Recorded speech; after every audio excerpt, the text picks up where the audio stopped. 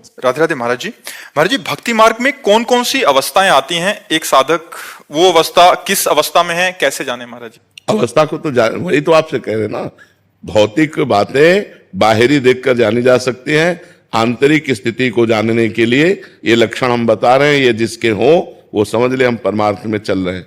शांतिरव्यर्थ कालत्वम, विरक्तिर्मान शून्यता, आशा बंधा समुत्कंठा, नाम गाने सदा रुचि, आसक्तिस्तद गुणाख्याने, प्रीतिस्तद वसति स्थले। अब इसकी व्याख्या करते हैं। शांति, हमको कोई गाली दे, हमें कोई मारे, हमें कोई फर्क ना पड़े। पहला लक्षण। जब भगवान कपिल देव जी संत का लक्षण बताते हैं तो उसमें भगवान तितिक्षवा कारुणिका, पहला लक्षण तितिक्षण। तो इसमें शांति, इतनी बड़ी शांति तुम्हारे अंदर हो कि तुम्हारा अपमान हो, तुम्हें कोई मारे, तुम्हें कोई गाली दे, तुम्हारा हृदय उसके प्रति बुरा का करने का भाव न बना पावे, उसका मंगल सोचे कि भगवान इसको सद्बुद्धि दे, ये स्वस्थ रहे, इसको भगवान मंगल करे, कभी इसका मंगल ना हो। किसके प्रति? जो हमें मार रहा है, जो हमें गाली दे रहा है, जो हमारी निंदा कर रहा है, जो हमारा अपमान कर रहा है। शांति, इतनी बड़ी शांति होनी चाहिए, तब समझे कि हम भक्ति मार्ग में चल रहे हैं। अभी वो स्थिति को प्राप्त नहीं, स्थिति तो आगे वर्णन हो रही है। शांति अव्यर्थ कालत्वम, एक मिनट भी भगवान से अलग समय नहीं जाना चाहिए। तद विस्मरणेन परम व्याकुलते थी, भगवान का विस्मरण होते ही व्याकुलता पैदा हो जानी चाहिए। मैं कैसे भूल गया भगवान को? एक क्षण भी भगवान का चिंतन नहीं छूटना चाहिए। अगर छूट गया तो वो व्यर्थ समय चला गया। अव्यर्थ कालत्वम, व्यर्थ समय नहीं जाना चाहिए। ये अभी चलने की बात है। शांति अव्यर्थ कालत्वम, विरक्तिर, लोक परलोक के भोगों से वैराग्य, किसी के भी भोग भोगने की इच्छा नहीं। ये जो भक्ति का साधक है उसकी जो ऊंचाई होती है वो होती है विरक्तिर। और फिर मान शून्यता, अपने में कोई सद्गुण ना देखना, अपने को अधम और नीच मानना और दूसरे में सद्गुण देखना, स्वयं अमानी रहकर दूसरों को मान देना, दूसरों का सत्कार करना, लेकिन जब अपना मान हो तो दुख होना कि मैं इस योग्य नहीं हूं, मैं तो नीच हूं, मैं अधम हूं। अमानिना मान देना, कीर्तनीया सदा हरि, जो सदैव भगवान का चिंतन करते हुए अमानी रहता है, दूसरों को मान देता है, वो भक्त है। मान शून्यता, शांति अव्यर्थ कालत्वम, विरक्तिर, मान शून्यता, आशा बंधा। अब उसके अंदर स्थिति आई, इसी जन्म में मुझे भगवत प्राप्ति हो जाएगी। जब ये लक्षण आ गए तो ये लक्षण आ गया, स्थिति आ गई, आशा बंधा, इस जन्म में मुझे भगवान मिल जाएंगे, इस जन्म में मेरा काम हो गया, मेरी भगवत। जैसे अपने लोगों के हृदय में है, अभी थोड़ी कि भगवान दर्शन ने हमारा पता नहीं कल्याण हो कि ना हो, बिल्कुल अटैची लिए तैयार है, जब बुलाओ सरी छोड़ो बस गए। आशा बंधा, दृढ़ आशा हो जानी चाहिए कि इस जन्म में मेरा काम हो गया। क्योंकि शांति अव्यर्थ कालत्वम, विरक्ति, मान शून्यता, जब ये लक्षण आए तो एक महान स्थिति आ गई कि अब इस जन्म में मुझे भगवत साक्षात्कार हो जाएगा, मेरा काम हो गया। समुत्कंठा, हर समय एक आनंद, एक अद्भुत आनंद। जैसे हमसे पूछा किसी ने कि आपको कैसा आनंद लगता है, तो हम कहा पहली बात तो वाणी से बता ही नहीं सकते, क्योंकि किसी प्राकृतिक वस्तु के सुख को आप वाणी से नहीं बता सकते। जैसे आपको एक रसगुल्ला खवाया जाए, कैसा लगा? आप कहोगे मीठा। कैसा मीठा? बहुत मीठा। नहीं, बहुत मीठा कैसा? तो आप कहोगे खा के देख लो। इसके आगे आप नहीं वर्णन कर सकते।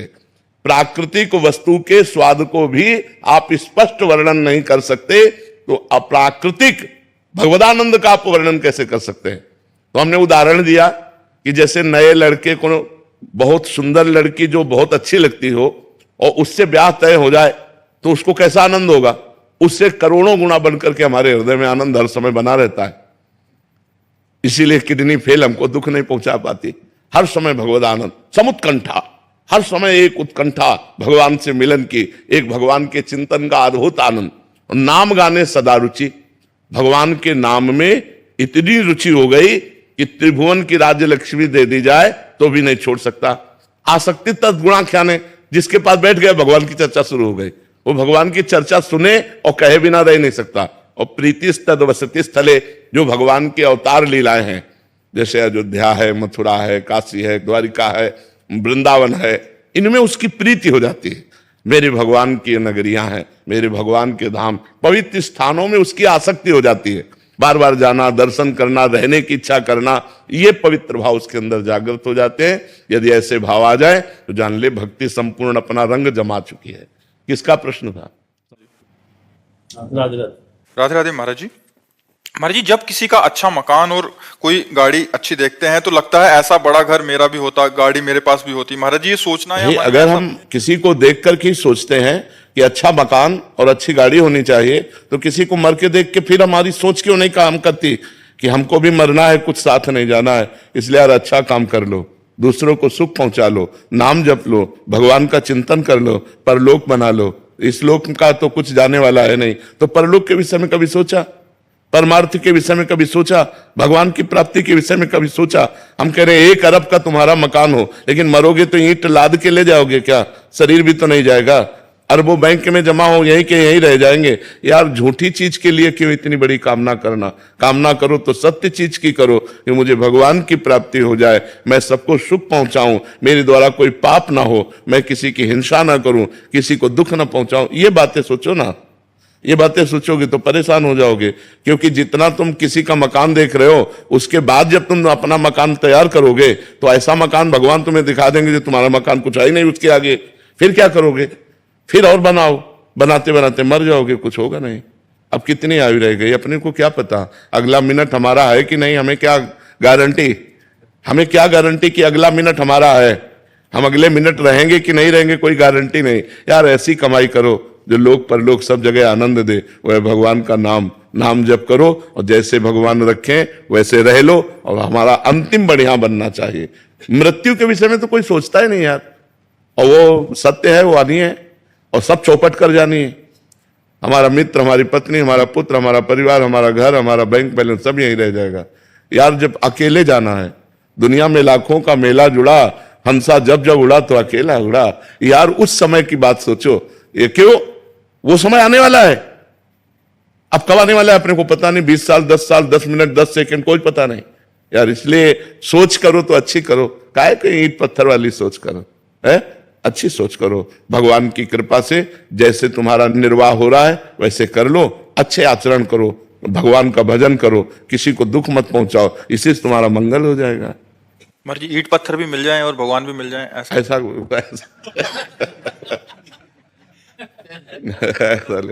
भगवान का लक्ष्य कर लो तो फिर सब व्यवस्था हो सकती है। ईंट पत्थर का लक्ष्य करोगे तो भगवान नहीं मिलेंगे। भगवान का लक्ष्य कर लो तो ये सब व्यवस्था हो जाएगी। महाराज जैसे जाते रास्ते में तो मकान देखते भाव आता, ऐसा मेरा भी होता है।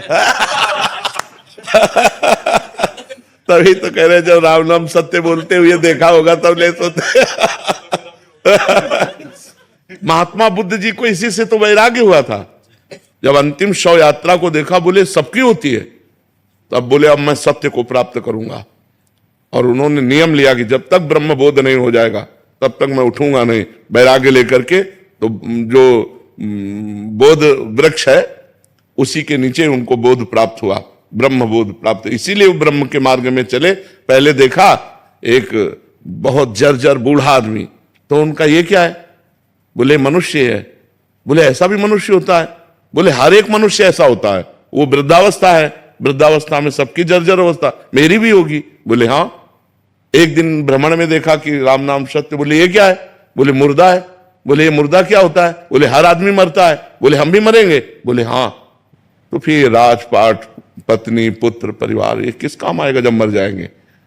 इसीलिए वो वैराग्य ले लिए, घर से भाग पड़े और फिर ब्रह्मबोध प्राप्त किया। वो तो भगवान के अवतार कहे गए। तो हम सबको चाहिए कि जैसी परिस्थिति भगवान दिए हैं उसमें हम राजी हो जाएं, और हम चाह करें उत्तम की, जो शरीर छूटने के बाद हमारे काम में आवे। क्योंकि हमारी यात्रा केवल एक शरीर तक तो है नहीं, पता नहीं 84 लाख योनियों में किस किस योनियों में जाना पड़े। तो हम चाह करें भगवान की, पूर्ति सब हो जाएगी। तो चाह ऊंची करो, चाह भगवान से मिलन की करो, तो ये माया अपने आप मिल जाएगी। माया को सब कोई भजे, माधव भजे न कोई। जो एक बार माधव भजे तो माया चेड़ी होए, माया दासी हो जाती है। हम कृष्ण कृष्ण कह के कृष्ण के लिए चले तो माया पीछे बाधा के रूप में पड़ जाती, लो रुपया लो, भोग सामग्री लो, और जब हम माया के लिए दौड़ते हैं तो पकड़ में ही नहीं आती है। इसलिए हम कृष्ण के पीछे दौड़े तो माया हमारे पीछे